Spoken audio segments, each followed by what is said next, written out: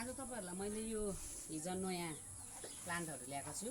यो विषयमा म तपाईहरुलाई जानकारी गराउँछु है त।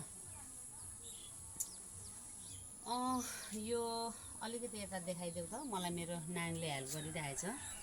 यो चाहिँ अहिले नयाँ भेराइटीको यो मनी प्लान्ट हैन। मनी प्लान्ट त अब धेरै खालको हुन्छ र पनि यो चाहिँ नयाँ खालको, यो नयाँ प्लान्ट हो। यो यसको बीचमा हेर्न सक्नुहुन्छ यस्तो टाइपको स्याडिङ। यो अलिकति ठुलो र हेल्दी भएपछि अझ राम्रो देखिन्छ। यो मैले नयाँ हिजो मात्र ल्याएको बिरुवा हो यो। यो एकदमै राम्रो हुन्छ, मलाई चाहिँ एकदमै राम्रो लाग्यो। मैले पनि यो युट्युबमै हेरेर मैले मन पराएर यो मागेको बिरुवा हो। यो सिल्भर मनी प्लान्ट भन्छ। यो मनी प्लान्ट मसँग धेरै छ, तर अलिकति भिडियो लामो हुन्छ भनेर मैले एउटा मात्र देखाएको। मसँग मैले यो धेरै ल्याएको छु अहिले यो बिरुवा।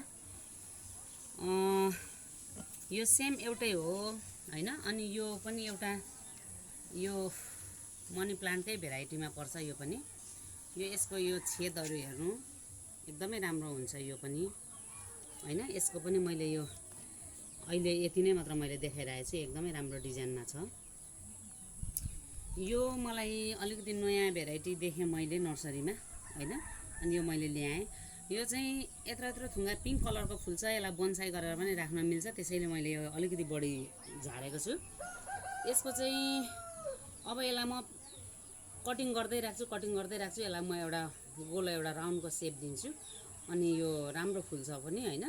मलाई एकदमै मन पर्छ। बोन्साई सबै खालको ग्रीन हुनुपर्छ भन्ने हुँदैन, फुलेको पनि राम्रै देखिन्छ। अनि यो एउटा बिरुवा, यो कति प्राय साथीहरूलाई थाहा होला। यो व्हाइट कलरको फुल छ, एकदमै बाक्लो, एकदमै बास्ना आउँछ यो हैन। यो पनि मैले अलिकति झारेको छु। अनि यो सेमै हो हैन।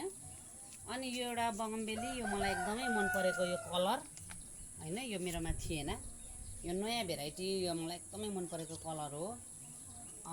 यो मैले एउटा बोन्साईको लुक्स देखेर मैले यो किनेर ल्याएको। र अनि यो यसरी घर बसी यो बनाउन सकिन्छ यो गमला हैन। यो गमला पनि मैले देखाउन खोजिरहेको छु। यो मेरो नयाँ प्लान्ट, मैले भर्खरै ल्याएको प्लान्ट हो। अनि यो यसरी यो मसिनो यो गमला कलर गर्न सकिन्छ।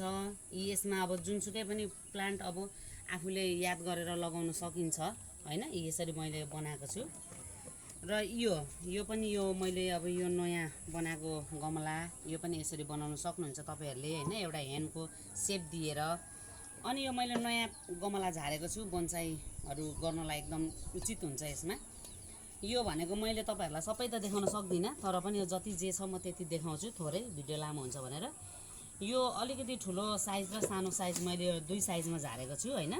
यो आफ्नो इच्छाले झार्न सक्नुहुन्छ। आफूलाई कुन साइजको ठिक लाग्छ त्यही साइजको ल्याउँदाखेरि हुन्छ है त। यति अब मैले यो नयाँ यसरी देखाइरहेको छु, भिडियो लामो हुन्छ भनेर है त। बाई, लाइक गरिदिनु, कमेन्ट गरिदिनु, सब्स्क्राइब गरिदिनु होला है त। By, happy.